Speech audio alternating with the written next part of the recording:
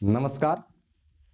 हमारी जो सीरीज चल रही थी वीकली करंट अफेयर्स की, जो आर और यूपीबीसीएस प्री को लेकर उद्देश्य को लेकर हम शुरू किए थे, उसमें हमारा अगले वीक का करंट अफेयर्स जो 1 जनवरी से लेके 7 जनवरी तक, इसमें सभी करंट अफेयर्स शामिल किए गए हैं। चूँकि नए साल में बहुत अधिक करंट अफेयर्स नहीं आ पाए हैं जो आपके लिए बहुत महत्वपूर्ण है, तो इसमें संख्या थोड़ी कम है, लेकिन सारे महत्वपूर्ण प्रश्न हैं, तो इसको आप ध्यान से देखिएगा, जिसके यूपीपीएससी के आर में जो आपको सफलता में ये सहयोग करेंगे। ठीक है, तो आइए देखते हैं कि कौन कौन से 1 से लेके 7 जनवरी, इसमें हमने 10 जनवरी तक के क्वेश्चन को भी शामिल किया है, क्योंकि आपकी आर की परीक्षा जो है 11 फरवरी को निश्चित की गई है। तो जनरली जो क्वेश्चन आते हैं करंट अफेयर्स, तो लगभग 1 मंथ पहले तक के क्वेश्चन आते हैं। तो इसमें 10 जनवरी तक के क्वेश्चन इस सीरीज में हमने लिया है। तो आइए देखते हैं। क्वेश्चन नंबर 1, भारत सरकार ने अर्जेंटीना के साथ कौन सा समझौता किया है? हाल ही में भारत सरकार ने अर्जेंटीना, जो दक्षिण अमेरिकी देश है, उसके साथ कौन सा समझौता किया है? तो ऑप्शन ए है उर्वरक उत्पादन, ऑप्शन बी है खाद्य प्रसंस्करण, ऑप्शन सी है लिथियम, या ऑप्शन डी है पर्यावरण से संबंधित समझौता किया है। तो इसका आंसर हो जाएगा ऑप्शन सी। क्या? ऑप्शन सी, लिथियम से संबंधित जो है समझौता अर्जेंटीना के साथ भारत सरकार ने किया है। आगे बढ़ते हैं।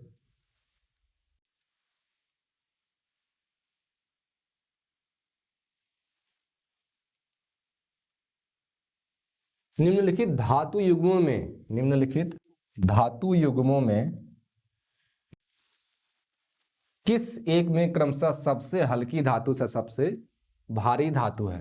ठीक है, क्योंकि ऊपर वाले प्रश्न से संबंधित है, ये प्रश्न जो है आपकी आर यूपीपीसीएस परीक्षाओं में आ चुका है, इसलिए मैंने इसको दोबारा डाल दिया कि आपको जो लिथियम वाला प्रश्न ऊपर हमने अभी डिस्कस किया था, तो उसकी इंपॉर्टेंस को समझ सके, इसलिए हमने इसको डाला है।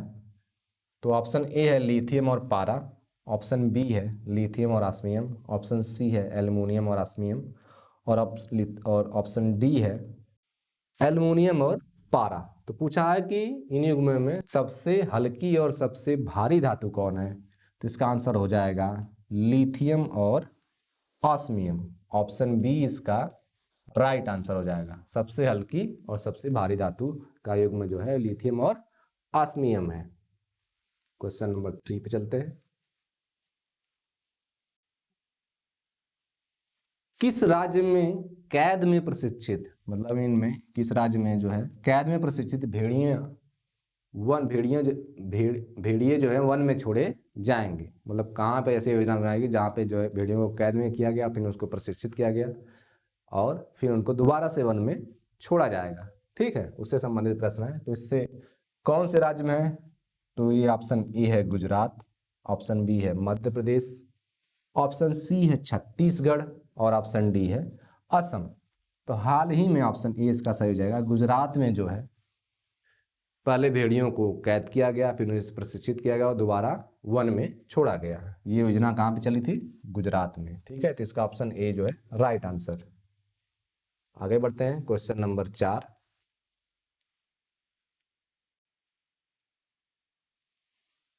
इनमें से कौन कौन से शहरों के लिए भारत के वेटलैंड सिटी प्रमाणन का नामांकन, किसका? वेटलैंड सिटी प्रमाणन का नामांकन किया गया है?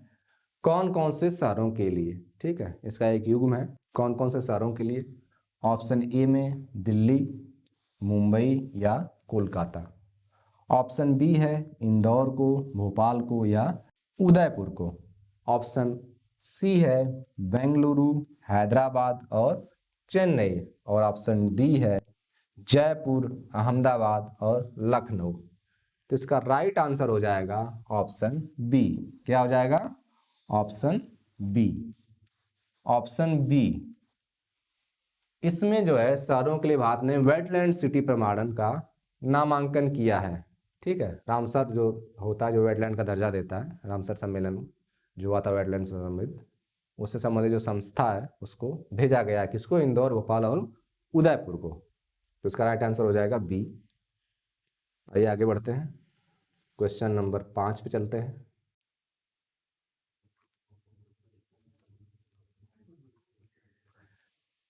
रिवर्स फ्लिपिंग क्या है? हाल ही में समाचारों में जो है रिवर्स फ्लिपिंग चर्चा में था कि रिवर्स फ्लिपिंग क्या होता है। एक स्मार्टफोन है, टेक्निक है, कोई योजना का नाम है रिवर्स फ्लिपिंग। ऑप्शन सी है विदेशी बाजार में निवेश की प्रक्रिया का नाम है रिवर्स फ्लिपिंग। या ऑप्शन डी कंपनियों को विदेश से भारत में स्थानांतरित करने की प्रक्रिया का नाम है। तो ऑप्शन डी इसका राइट आंसर है कि कंपनियों को विदेश से भारत में स्थानांतरित करने की प्रक्रिया जो है ये रिवर्स फ्लिपिंग कहलाती है। Option D. आपने सुना होगा फ्लिपकार्ट कंपनी का नाम सुना होगा, पहले भारतीय कंपनी थी, ठीक है। फिर बाद में क्या है कि टैक्स बचाने के लिए रिवर्स फ्लिपिंग की जाती है।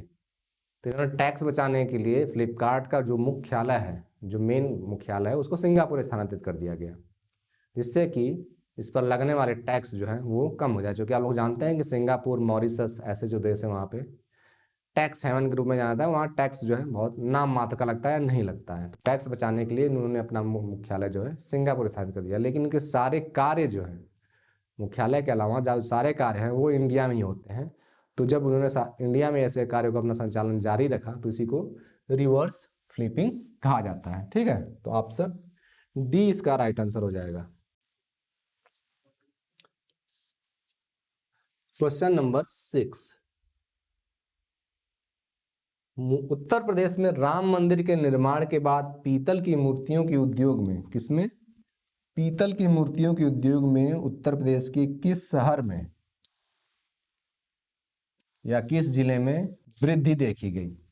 मतलब उसके उद्योग में, उत्पादन में और उसके मतलब विक्रय में किस जिले में हुआ? तो आप जानते हैं कि कौन सा ऐसा जिला है जो पीतल से संबंधित बर्तन या मूर्तियां बनाता है? तो ऑप्शन ए है अलीगढ़, ऑप्शन बी है वाराणसी, ऑप्शन सी है मुरादाबाद और ऑप्शन डी है अयोध्या। तो मुरादाबाद में पीतल के बर्तन बनते हैं। कहाँ पे? मुरादाबाद में। मुरादाबाद में पीतल के बर्तन बनते हैं, पीतल के बर्तन। तो अब इसलिए कि यहाँ पीतल की मूर्तियां भी बनती होंगी। तो सबसे अधिक उछाल जो है राम मंदिर के निर्माण के बाद पीतल की मूर्तियों में आया है, जो मुरादाबाद में बनती हैं, जिससे इस जिले को काफी लाभ प्राप्त हुआ है, ठीक है। तो इस ऑप्शन हो जाएगा मुरादाबाद।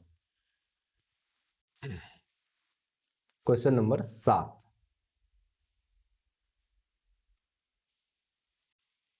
कौन से वाहन से G-SAT-20, कौन से वाहन से G-SAT-20 या G-SAT-N2 को लॉन्च किया गया है?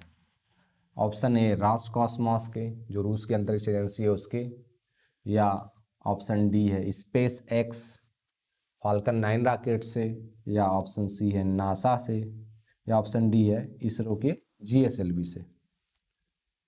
चूंकि भारत के पास GSLV जो है एक मतलब उच्च भार वाले उपग्रहों को अंतरिक्ष में प्रक्षेपण करने की क्षमता हासिल किया गया, फिर भी अपनी लागत को देखते हुए या उसको कम करते हुए जो है स्पेस एक्स के फाल्कन 9 रॉकेट से G-SAT-20 को लॉन्च किया गया है। तो ऑप्शन बी इसका राइट आंसर हो जाएगा। क्या? ऑप्शन बी, स्पेस एक्स के फाल्कन 9 रॉकेट से, ठीक है। तो आइए बढ़ते हैं आगे। क्वेश्चन नंबर 8, हाल ही में अमेरिका द्वारा लॉन्च पेरेग्रीन मिशन, कौन सा मिशन? पेरेग्रीन मिशन 1 क्या है? ऑप्शन ए पर्यावरण मिशन, ऑप्शन बी चंद्र मिशन मतलब चंद्रमा से संबंधित मिशन है, ऑप्शन सी मंगल मिशन, या ऑप्शन डी शुक्र ग्रह से संबंधित मिशन है। किससे? शुक्र ग्रह से संबंधित मिशन है। तो इसका आंसर हो जाएगा ऑप्शन बी। क्या आंसर हो जाएगा? ऑप्शन बी चंद्र मिशन। पेरेग्रीन जो है, पेरेग्रीन मिशन 1 जो है चंद्र मिशन है, या आर्टेमिस मिशन जो है उससे संबंधित है। उसी में एक चरण है आर्टेमिस मिशन जो चंद्रमा के लिए मानव बस्तियों के विकास, वहाँ पे मानव बस्तियों के विकास के लिए आर्टेमिस मिशन नासा ने, अमेरिका के नासा ने शुरू किया था। तो उसी से संबंधित उसका एक चरण है, कई चरणों में से एक पेरेग्रीन मिशन 1। तो ये चंद्रमा के मिशन से संबंधित है। आगे बढ़ते हैं।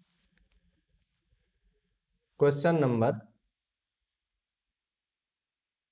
9, प्रवासी भारतीय दिवस कब मनाया जाता है? प्रवासी भारतीय दिवस कब मनाया जाता है? ठीक है, प्रवासी भारतीय दिवस कब मनाया जाता है? ऑप्शन ए है 1 जनवरी, ऑप्शन बी है 9 फरवरी, ऑप्शन सी है 9 जनवरी, या ऑप्शन डी है 15 जनवरी, 15 जनवरी। तो इसका ऑप्शन सी हो जाएगा 9 जनवरी। 9 जनवरी को प्रवासी भारतीय दिवस मनाया जाता है हर वर्ष। ठीक है, सॉरी, हर दूसरे वर्ष। चलते आगे बढ़ते हैं। Question number 10। हाल ही में उड़ीसा के किन उत्पादों को जीआई टैग मिला है? हाल ही में उड़ीसा के कुछ उत्पादों को जीआई टैग मिला, उससे संबंधित प्रश्न है। जीआई टैग ऑप्शन ए है कपड़ा गंडा साल, ऑप्शन बी है सिमलीपाल काई चटनी, ऑप्शन सी है नयागढ़ कांटेई मुंडी बैगन। काई चटनी, आपने काई देखी होगी, हरी हरी, जो जहाँ नमी ज़्यादा होती है वहाँ काई उग जाती है, तो उससे चटनी बनाते हैं। कहाँ पे? उड़ीसा में। और नयागढ़ कांटेई मुंडी बैगन एक बैगन का स्थानीय प्रजाति है। तो ऑप्शन डी इसका हो जाएगा सही उपयुक्त सभी। मतलब कपड़ा गांडा साल, सिमलीपाल काई चटनी और नयागढ़ कांटेई मुंडी बैगन जो है उड़ीसा के उत्पादों में इसे जीआई टैग मिला है। आगे बढ़ते हैं। Question number 11। अब तक का सर्वाधिक गर्म वर्ष कौन है? मतलब कौन सा वर्ष अब तक का सर्वाधिक गर्म वर्ष है? तो ऑप्शन ए है 16, ऑप्शन बी है 2019, ऑप्शन सी है 2022 और ऑप्शन डी है 2023। अभी तक 2016 को सबसे गर्म वर्ष माना जा रहा है, लेकिन इस वर्ष 2023 को, किसको? 2023 को सबसे गर्म वर्ष माना गया है अब तक का। ठीक है, तो इसका आंसर हो जाएगा बी, 2023। आगे बढ़ते हैं।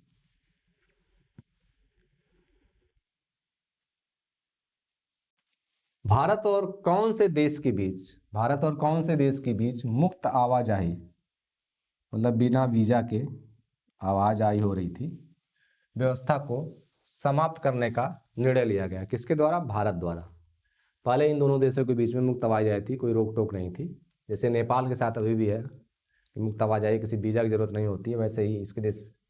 तो इसका है ए भारत और श्रीलंका, ऑप्शन बी भारत और पाकिस्तान, ऑप्शन सी भारत और नेपाल, ऑप्शन डी भारत और म्यांमार। तो हाल ही में म्यांमार में सैनिक शासन को देखते हुए और वहाँ गृह युद्ध की स्थिति को देखते हुए भारत ने यह सुविधा समाप्त की कर दी है मुक्त आवाजाही की। किसके साथ? म्यांमार के साथ। ऑप्शन डी इसका आंसर हो जाएगा, भारत और म्यांमार के बीच जो है मुक्त आवाजाही की व्यवस्था समाप्त होने जा रही है। आगे बढ़ते हैं। Question number 13। विश्व हिंदी दिवस कब मनाया जाता है? हमारी मातृभाषा विश्व हिंदी दिवस कब मनाया जाता है, उससे संबंधित प्रश्न है। ऑप्शन ए 10 फरवरी, ऑप्शन बी 10 मार्च, ऑप्शन सी 10 जनवरी या ऑप्शन डी 10 अप्रैल। तो 10 जनवरी को कब? 10 जनवरी को विश्व हिंदी दिवस मनाया जाता है। क्या मनाया जाता है? विश्व हिंदी दिवस। ठीक है, आगे बढ़ते हैं। Question number 14।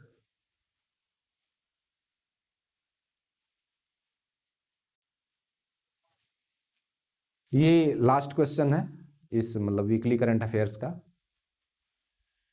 भारत में किस स्थान पर चौथी औद्योगिक क्रांति केंद्र C4IR, चौथी औद्योगिक क्रांति केंद्र स्थापित करने के लिए विश्व आर्थिक मंच WWEF से समझौते पर हस्ताक्षर किया गया है? ठीक है, कौन सा है? तो ये है हैदराबाद, मुंबई, बेंगलुरु ऑप्शन सी है और ऑप्शन डी है दिल्ली। तो इसका राइट आंसर हो जाएगा हैदराबाद। ऑप्शन ए इसका राइट आंसर है कि चौथी औद्योगिक क्रांति केंद्र स्थापित करने के लिए विश्व आर्थिक मंच से हैदराबाद में स्थापित करने के लिए समझौता हुआ है। तो इस तरह से हमारा 1 जनवरी से लेकर 10 जनवरी के बीच में जितने महत्वपूर्ण करंट अफेयर थे वहाँ हमने इसका डिस्कस कर दिया है, जो आपके लिए लाभकारी होंगे। तो ठीक है, यहीं पे धन्यवाद, नमस्कार।